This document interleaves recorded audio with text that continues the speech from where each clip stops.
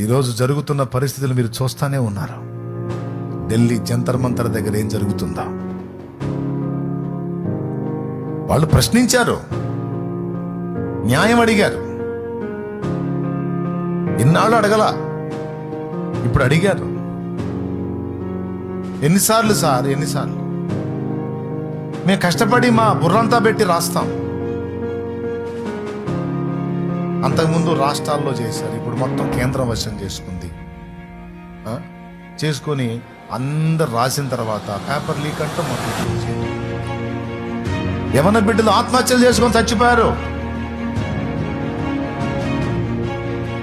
మళ్ళా తిరిగి ఎగ్జామ్ అయిపోయింది, అన్ని రిజల్ట్ కూడా వచ్చినాయి అంటే వచ్చినాయని అంతకుముందు జరిగిన అన్యాయాన్ని వదిలేస్తారా? మరి అట్లయితే అంతకుముందు జరిగిన ఘాతుకానికి మనస్తాపం చెంది చచ్చిపోయిన వాళ్ళ సంగతి ఏంది సార్? అయిపోయిన పెళ్లికి మేళం ఎందుకని ఇప్పుడు అంటున్నారు మీరు. అయిపోయిన పెళ్ళా? కొన్ని ప్రాణాలు పోయిన యవన బిడ్డలు బంగారు భవిష్యత్తు చచ్చిపోయారు కదా సార్, మరి దాని సంగతి అని అడుగుతున్నారు యవనస్తులు. ఆన్సర్ చేయాలి కదా ప్రభుత్వం.